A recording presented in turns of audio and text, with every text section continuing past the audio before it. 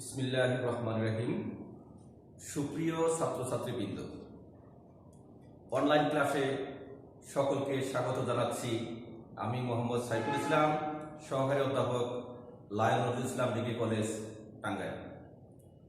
প্রিয় শিক্ষার্থী, আশা করি এই মহামারী করোনার মধ্যেও পরিবারের সকলকে নিয়ে তোমরা ভালোই আছো। আমিও আল্লাহর রহমতে তোমাদের দোয়ায় ভালো আছি, আলহামদুলিল্লাহ। আমি আজ তোমাদের যে বিষয়টি নিয়ে আলোচনা করব তা হচ্ছে নাম্বার সিস্টেম। নাম্বার সিস্টেম অর্থাৎ সংখ্যা পদ্ধতি।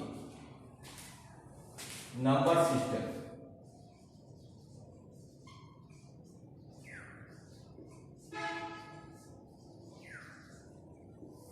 সংখ্যা পদ্ধতি সংজ্ঞা যদি দেই, কোন সংখ্যা লিখে প্রকাশ করাকেই সংখ্যা পদ্ধতি বলা হয়। অর্থাৎ কোন নির্দিষ্ট অঙ্ককে বিভিন্ন পদ্ধতিতে সাজিয়ে বিভিন্ন ধরনের সংখ্যায় প্রকাশ করাকেই সংখ্যা পদ্ধতি বলে। সংখ্যা পদ্ধতির ক্ষুদ্রতম একক হচ্ছে অঙ্ক। যেমন 572 সংখ্যাটি 5, 2, 5, 7, 2 তিনটি অঙ্ক নিয়ে গঠিত। সংখ্যা পদ্ধতি মূলত দুই ধরনের। এক নাম্বার হচ্ছে নন পজিশনাল,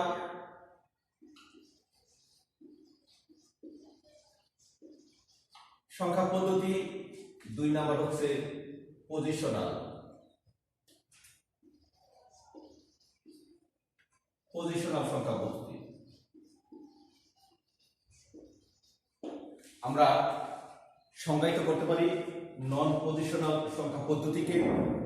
প্রাচীনকালে মানুষ গণনার জন্য ব্যবহার করত বিভিন্ন ধরনের নুড়ি পাথর, দেয়ালে আঁচড়, দড়ির গিট, আঙ্গুলের কর, বিভিন্ন ধরনের প্রতীক ইত্যাদি, যাদের কোনো স্থানিক মান নেই। এই ধরনের সংখ্যা পদ্ধতিকে বলা হয় নন পজিশনাল সংখ্যা পদ্ধতি। আর পজিশনাল সংখ্যা পদ্ধতি বলতে বোঝায় যে সমস্ত সংখ্যা পদ্ধতির প্রতিটি অঙ্কের নির্দিষ্ট স্থানিক মান বিদ্যমান বা আছে, তাদেরকে বলা হয় পজিশনাল সংখ্যা পদ্ধতি। বর্তমানে সংখ্যা পদ্ধতি বলতে পজিশনাল সংখ্যা পদ্ধতিকেই বোঝায়। পজিশনাল সংখ্যা পদ্ধতি চার ধরনের। পজিশনাল সংখ্যা পদ্ধতি চার ধরনের।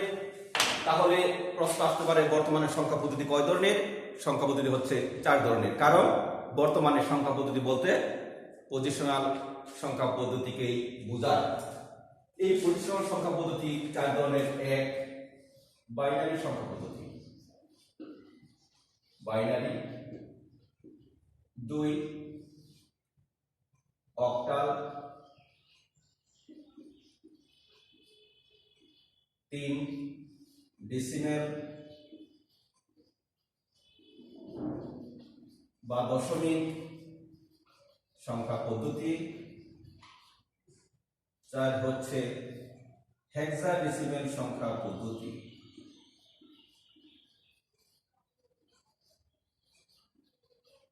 সংখ্যা পদ্ধতি। তাহলে আমরা যদি শুরু থেকে আসি, বাইনারি সংখ্যা পদ্ধতি বলতে কি বুঝো? বাইনারি সংখ্যা পদ্ধতি হচ্ছে যে ধরনের সংখ্যা পদ্ধতিতে শুধুমাত্র 0 এবং 1 এই দুটি অঙ্ক নিয়ে বিভিন্ন ধরনের গাণিতিক কার্যাবলী সম্পাদন করা হয়, তাকে বলা হয় বাইনারি সংখ্যা পদ্ধতি।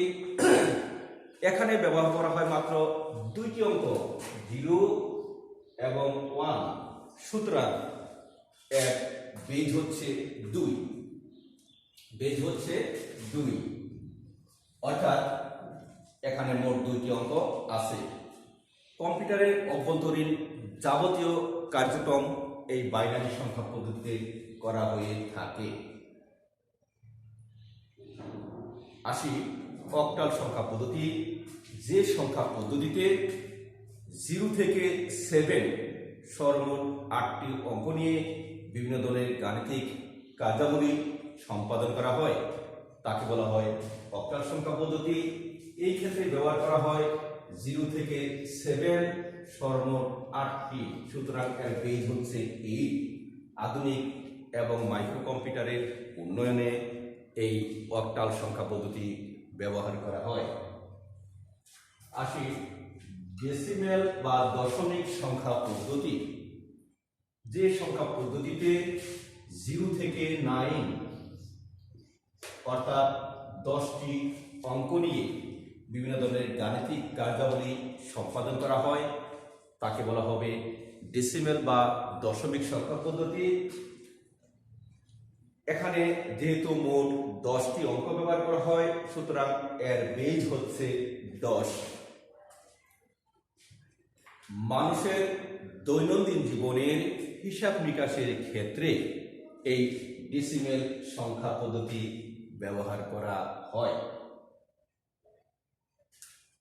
আসি হেক্সাডেসিমেল সংখ্যা পদ্ধতি নাম্বার 4, অর্থাৎ যে সংখ্যা পদ্ধতিতে 0 থেকে 9 এই 10টি অঙ্ক এবং এ থেকে এফ পর্যন্ত 6টি বর্ণ, 0 থেকে 9 এবং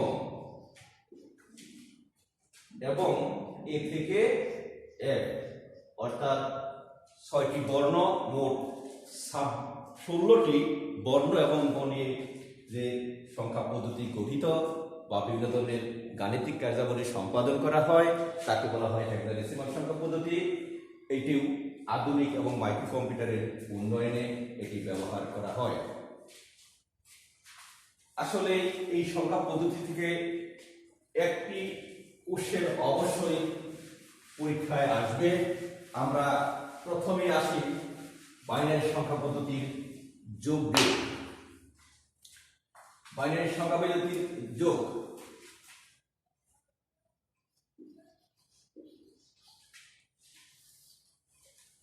নিয়ম হচ্ছে এরকম: 0 যোগ 0 সমান 0, 0 যোগ 1 সমান 1, 1 যোগ 0 সমান 1, 1 যোগ 1 বাইনারি হয়, ডেসিমেলে হয় 2, 2 এর বাইনারি হচ্ছে 1 0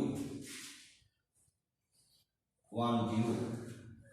সেই ক্ষেত্রে 3টা 1 যদি আমরা যোগ করি, 3টা 1 এর দশমিক মান হচ্ছে 3, 3 এর বাইনারি মান হচ্ছে 11 1 1।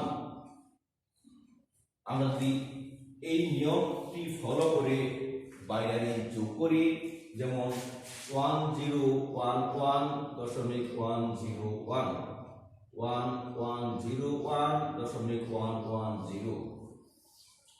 যদি বলি 1 আর 0 যোগ করলে 1 আর 0 যোগ করলে 1, 0 আর 1 যোগ করলে 1, 1 আর 1 যোগ করলে 2, 2 এর বাইনারি মান হচ্ছে 1 0 10, 0 10 এর শূন্য হাতে হলো 1, 1 আর 1 আর হাতে 3টা 1 যোগ করলে 3টা 1 যোগ করলে 11, 11 এর 1 হাতে হলো 1, 1 আর 0 যোগ করলে 1 আর হাতে 1 যোগ করলে আবারও 10, 10 মানে 0 হাতে হলো 1, 0 আর 1 যোগ করলে 1 আর হাতে 1 যোগ করলে 10, 10 এর 0 হাতে হলো 1, 3টা 1 যোগ করলে 1, 1 আর হাতে 3টা 1 যোগ করলে হয় 11 1 and 1। এইভাবে হলো যোগ। কিন্তু পরীক্ষায় যেভাবে আসে, পরীক্ষায় আসে এরকম আসতে পারে যে 1 0 0 বেস 10 যোগ 1 0 1 1 বা 1 1 1 1 0 বেস 2। যোগ করো বাইনারি পদ্ধতিতে, তাহলে এখানে বেস 2 আছে বাইনারি পদ্ধতিতে, এখানে বেস 10 ডেসিমেল পদ্ধতিতে। তবে যোগ করতে বলবে ডেসিমেল পদ্ধতিতে বা বাইনারি পদ্ধতিতে বলবে, বাইনারি পদ্ধতিতে যদি বলে দুই পদ্ধতিতে যোগ করা যাবে না, তাহলে ডেসিমেল পদ্ধতিকে আমার বাইনারি পদ্ধতিতে এনে তারপরে যোগ করতে হবে। যেমন ডেসিমেল পদ্ধতি আছে হলো 1 0 0 বেস 10 এর সরলরৈখিক পদ্ধতির নিয়ম হচ্ছে এরকম 1 2 4 8 16 32 64। যেহেতু সংখ্যাটি 64 এর ডবল হচ্ছে 128, সংখ্যাটি 128 এর ছোট, সুতরাং এই পর্যন্ত নিলেই চলবে। এখানে একের থেকে শুরু করে ডাবল হয়ে আসছে 1 2 4 8 16 32 64।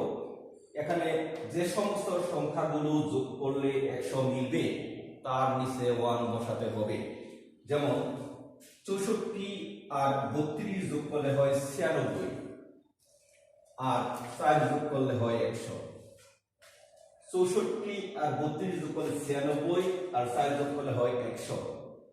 এই তিনটি নিলাম, 1 বসালাম, আর বাকিগুলোর নিচে 0 বসাতে হবে। এইভাবে আমরা সরলরৈখিক পদ্ধতিতে, শর্টকাট পদ্ধতিতে অবজেক্টিভের ক্ষেত্রে আমরা বাইনারি মান ব্যবহার করতে বের করতে পারি। তাহলে 100 এর বাইনারি মান আমরা পেয়ে গেলাম 1 1 0 0 1 0 0। আর সঠিক বাইনারি মান পরেরটা সঠিকভাবে আছে 0 1 1 1 1। আমরা এটি যোগ করতে পারি, নিচে সমতা মিলানোর জন্য শূন্য ব্যবহার করতে পারি। এখানে যদি যোগ করি তাহলে 0 আর 0 যোগ করলে 0, 0 আর 1 যোগ করলে 1, 1 আর 1 যোগ করলে 10 এর শূন্য হাতে হলো 1, 1 আর হাতের 1 যোগ করলে 10 এর শূন্য হাতে হলো 1, 1 আর হাতের 1 যোগ করলে 10 এর শূন্য হাতে হলো 1, 1 আর হাতের 1 যোগ করলে 10 এর শূন্য হাতে হলো 1, 1 আর হাতের 1 যোগ করলে 10 এর শূন্য হাতে হলো 1। এটা হচ্ছে বাইনারিতে যোগ বা বিভিন্ন পদ্ধতি থাকলে সবগুলাকে বাইনারিতে এনে তারপরে কাজ করতে হবে। এই ধরনের বাইনারি যোগ পরীক্ষায় আসে। আমরা বাইনারি বিয়োগ দেখাবো। বাইনারি বিয়োগ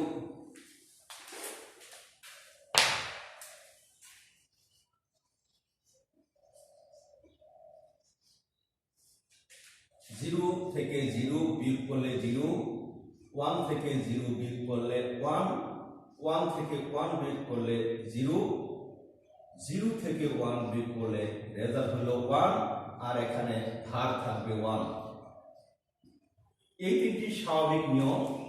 নিচেরটা হচ্ছে যদি 0 থেকে 1 বিয়োগ করা হয় তাহলে রেজাল্ট হবে 1 এবং ধারও থাকবে 1। আমরা এই পদ্ধতি অবলম্বন করে একটি বিয়োগের সমাধান করব। যেমন 1 0 1 0 1 1 1 1 1 0 আমরা বিয়োগ দেখালাম। নিয়মটা যদি ফলো করা হয় 1 থেকে 1 বিয়োগ করলে 0, 0 থেকে 1 বিয়োগ করলে 1, এখানে ধার 1 আছে, ধারের একটি রেজাল্ট থেকে বিয়োগ করতে হয়। যেমন 1 থেকে 1 বিয়োগ করলে 0, 0 থেকে 1 বিয়োগ করলে 1, এখানে একটি ধারের 1 আছে। 0 থেকে 1 বিয়োগ করলে 1, একের থেকে ওই ধারের 1 বিয়োগ করলে 0, তবে 0 থেকে 1 বিয়োগ করলেও এখানে ধারের 1 থাকে। একের থেকে 0 বিয়োগ করলে 1, একের থেকে ওই ধারের 1 বিয়োগ করলে 0 হবে। আমরা বেস 2 দিয়ে রেজাল্ট আনসারটা লিখে দিব। এটা হচ্ছে বাইনারি বিয়োগ। তবে বাইনারি যোগ বিয়োগ অবজেক্টিভ হিসেবে পরীক্ষায় আসতে পারে। আমরা এবার যে বিষয়টি নিয়ে কথা বলবো সেটা হচ্ছে অক্টাল সংখ্যা পদ্ধতি।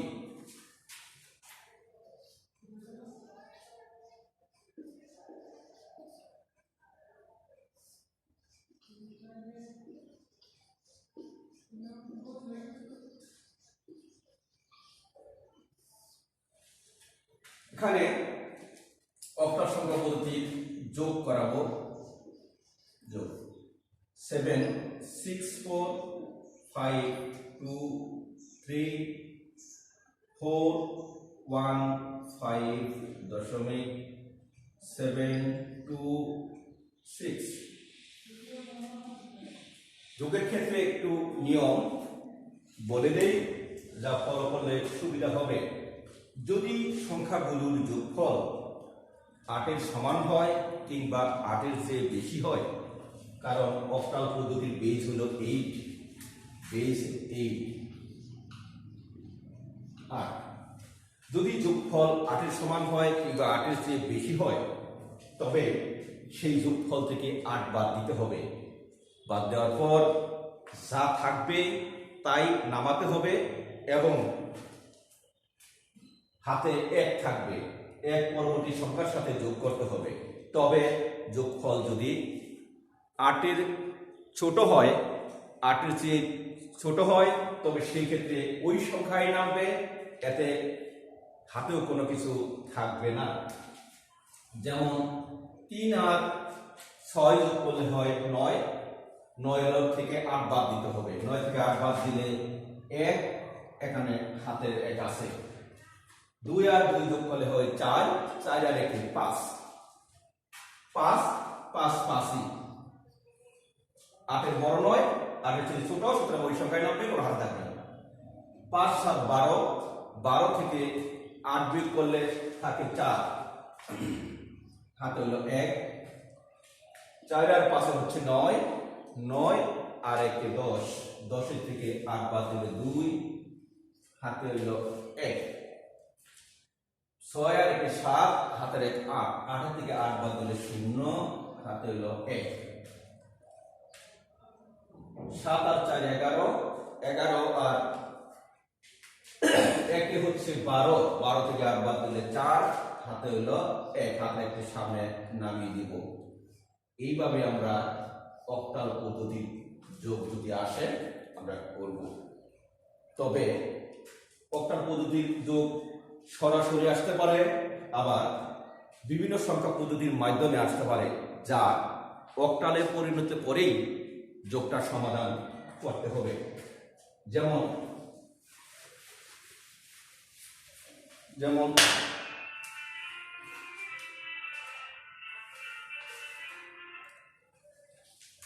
যেমন 1 0 1 1 1 0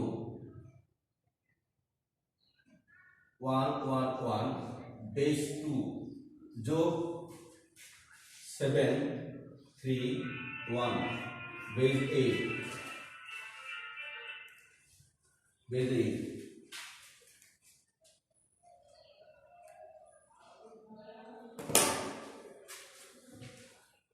এখানে আমরা একটা অক্টাল পদ্ধতি আছে, একটা বাইনারি পদ্ধতি আছে। আমরা যেহেতু অক্টাল পদ্ধতির যোগগুলা বলেছি, সুতরাং এই বাইনারিকে অক্টালে রূপান্তর করেই তারপরে যোগ করতে হবে। তাহলে এই বাইনারিকে অক্টাল পদ্ধতিতে রূপান্তর করার নিয়ম হচ্ছে, অক্টালের সর্বোচ্চ মান হচ্ছে 7। অক্টাল 7-এর বাইনারি মান হচ্ছে 1 1 1। সরলরৈখিক পদ্ধতি যদি আমরা ব্যবহার করি তাহলে এরকম হয় 4 2 6 আর 1 7, তার মানে কি 1 1 1। তাহলে 7-এর বাইনারি মান হচ্ছে 1 1 1, 3টা 1। সুতরাং সমস্ত অক্টাল 3 সংখ্যায় বিট হবে, সমস্ত অক্টাল 3 সংখ্যায় বিট হবে। সেই ক্ষেত্রে আমরা লিখতে পারি এরকম 1 0 1 1 1 0 1 1 1। এই সংখ্যাটা আমরা নিয়ে আসলাম। পূর্ণ সংখ্যার ক্ষেত্রে যাবে বামে আর ভগ্নাংশের ক্ষেত্রে যাবে ডানে। আমরা 3 সংখ্যা, যেহেতু অক্টাল 3 সংখ্যায় বিট, 3 সংখ্যায় করে বিট নিলাম। এখানে x 1 1 1 এর মান হচ্ছে 7, 1 1 0 এর মান হচ্ছে 6, 1 0 1 এর মান হচ্ছে 5। সুতরাং অক্টাল পদ্ধতির মান হচ্ছে 567। তাহলে আমরা 5 6 7 7 3 1 এটা যোগ করতে পারি, কারণ এটাকে অক্টালে নিলাম আর এটা হচ্ছে অক্টালে ছিলই। সেই ক্ষেত্রে যোগ করতে পারি 7 আর 1, 7 আর 1 8, 8 থেকে 8 বাদ দিলে 0, হাতে হলো 1। 6 আর 3 হচ্ছে 9, হাতে 1 10, 10-এর থেকে 8 বাদ দিলে 2, হাতে হলো 1। 7 5 12, হাতে 1 13, 13 থেকে 8 বাদ দিলে 5, হাতে হচ্ছে 1। এখানে বেস দিয়ে আমরা একে সমাপ্তি টানতে পারি। ইকুয়াল টু এত। সুতরাং অক্টাল পদ্ধতির যোগ অক্টাল পদ্ধতির বিয়োগে আমরা যাই নাই। নেক্সট ক্লাসে আমরা পরবর্তী সংখ্যা পদ্ধতিতে অবশিষ্ট রইল তা নিয়ে আলোচনা করব। আমরা যে সমস্ত সংখ্যা পদ্ধতি নিয়ে কথা বলেছি, বাইনারি সংখ্যা পদ্ধতির যোগ বিয়োগ, অক্টাল সংখ্যা পদ্ধতির শুধু যোগ, এখান থেকে কিছু না কিছু অবজেক্টিভ ছোট কোশ্চেন অবশ্যই আসতে পারে। মনোযোগ সহকারে যদি তোমরা শুনে থাকো তাহলে অবশ্যই এখানে উপকারে আসবে বলে আমি মনে করি। তাহলে আজ আর নয়, আজ আমি এখানে বিদায় নিচ্ছি। তোমাদের সকলের পদচারণায় আগামী দিন প্রতিটি প্রাঙ্গণ মুখরিত হবে এই আশাবাদ ব্যক্ত করে আজকের ক্লাস এখানেই শেষ করছি। আল্লাহ হাফেজ।